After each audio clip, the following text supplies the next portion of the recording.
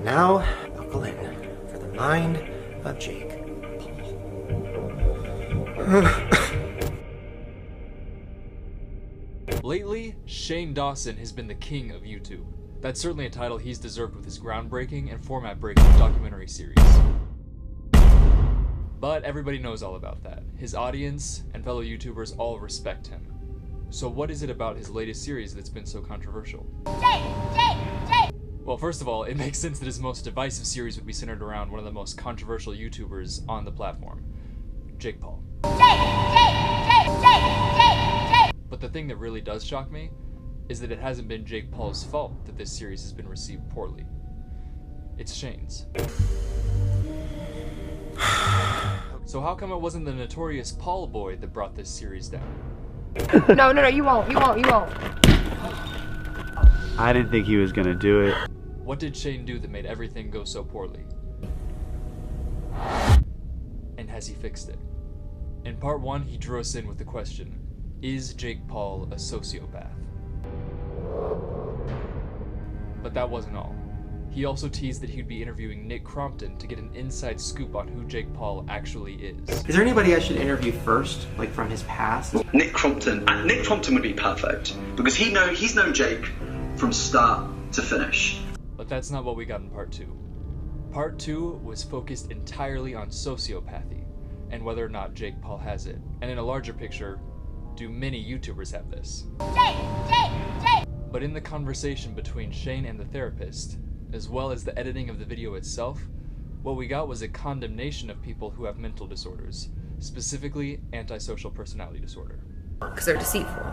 They called it creepy and gross. It's really gross. It's just creepy. They called people with a mental disorder creepy and gross. It's really gross. It's just creepy. Now I'm absolutely certain that was not Shane's intention. He just got carried away in the editing of the video, specifically with the horror elements, so I don't hold him to it. But I do hold the therapist accountable because she should have been able to say, hey, wait a minute, these are still people, so we need to go a little bit lighter on them. But no, she didn't. She leaned into it for the drama. Nah, whatever. Fuck them. I'm feeling sick. I don't know if you guys picked up on this, but it really seemed like they were kind of painting these sociopaths as intentional villains who are out to manipulate and destroy everybody around them. So in order to get people to be the tools that they need, they'll mimic behavior that they know will elicit the response they want. When I think it's more like that's how they are. They're not looking at someone saying, how can I use you for my own gain? They just operate in a selfish way subconsciously because of their disorder. The editing of the video got really conspiracy theory, and it kind of felt like, especially at the end, that Shane was kind of implying that like there's a sociopath, agenda to not let anybody learn about what sociopaths are. They don't want anybody to know how many there actually are among us. If a president's a sociopath, he wouldn't talk about it. If a teacher is, they wouldn't talk about it because then you'd learn their secrets. And I thought that was pretty foolish. I don't think that that's true at all. I'm feeling sick. The part that I find most difficult to watch and problematic is when the therapist said that these people who deal with sociopathy probably went through a lot of trauma when they were younger, but then she goes to say that she doesn't really feel sorry for them. It's like born out of trauma usually, which kind of makes you feel bad for them a little bit, but like not that much, Which I find very unempathetic. Almost like sociopathy, because it's almost not human to not feel empathy for someone who went through a great deal of trauma to trigger their mind to go like this. Anyways, I'm getting triggered. Then the therapist made the claim that 1 in 25 people are sociopaths. How realistic is it for me to know one? They say 1 in 25.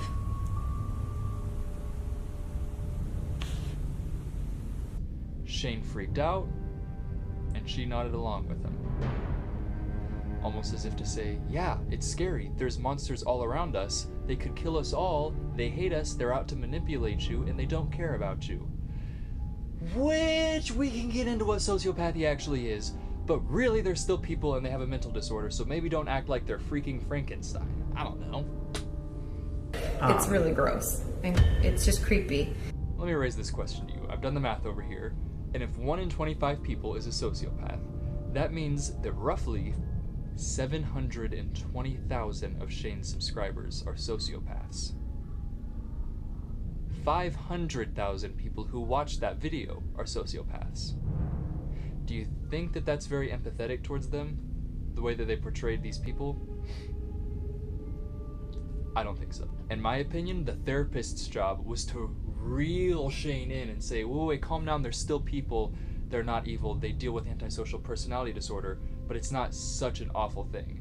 But no, she was like, ew, it's creepy, oh, it's gross, so icky. 1 in 25 people, Shane, they're all around you. They're gonna come over there and they're gonna eat you because they're monsters, Shane, they're freaking monsters. Drama! It's not your job, therapist. You're there to reel Shane in when he starts going, hey, what's up, you guys? Yes. You're supposed to reel him in, lady. But you didn't, and now everyone's outraged. This entire episode came across as very toxic to people who have mental disorders.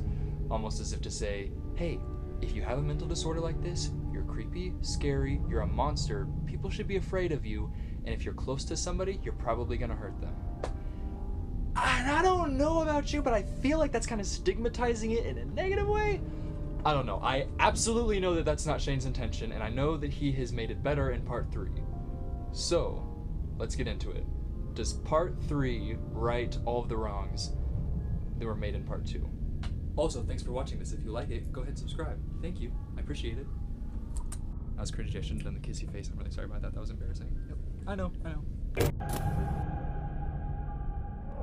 In my opinion, part 3 completely saved the entire series and set everybody back on the right track.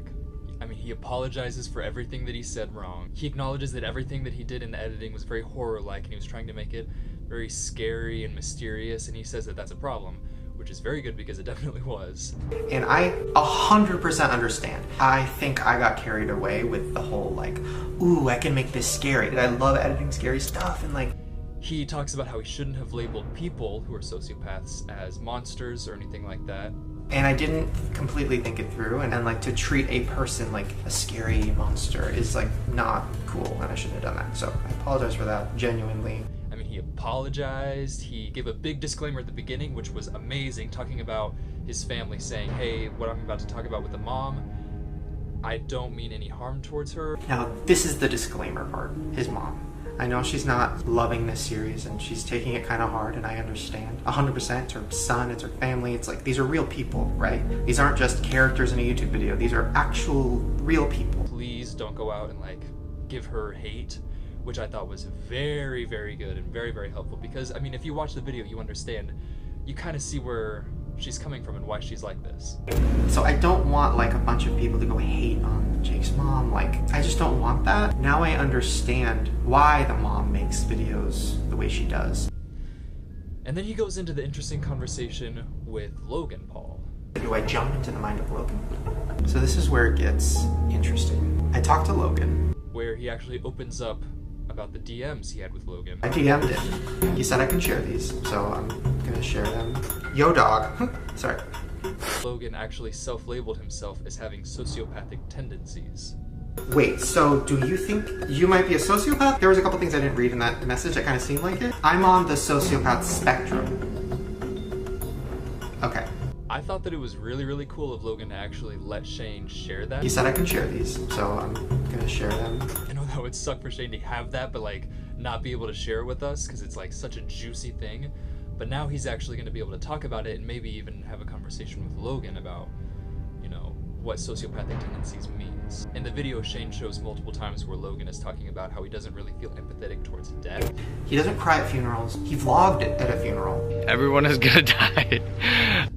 But he feels jealous of Jake Paul's empathy in certain situations. But he's also nice and empathetic as fuck. And at random times, and off camera, he's so nice for no reason, like feeding the homeless. This is a trait he's had that I've always envied. Logan Paul even labels Jake Paul as having some sort of sociopathic tendencies. Jake, for example, definitely has tendencies, as we all do. A lesser extent than Logan, but still there. I thought this video was a big step up where Shane isn't saying, yeah, they're a sociopath, yeah, he's a sociopath, yeah, definitely, this is awful. So he didn't have empathy in that situation. But is that his fault? No. No, he's saying, yes, they have sociopathic tendencies, but they're still people, and we still care about them. I think he is right. I shouldn't be pointing a finger and being like, you might be a sociopath, because that's fucked up, and I was wrong for doing that. And we kind of want to get to the bottom of it because it's interesting and fascinating that he would even come out and say that on such a huge platform. So I think that that was definitely the right way to go. Overall, I think that it was a really great video, and it addressed everything that people were having problems with. And if you had problems with something from part 2, like so many people did, I think that he probably addressed it in his opening of part 3. An update, and also a disclaimer, and also an apology. That's a lot. So yeah, in my opinion, part 3 completely righted the wrongs of part 2.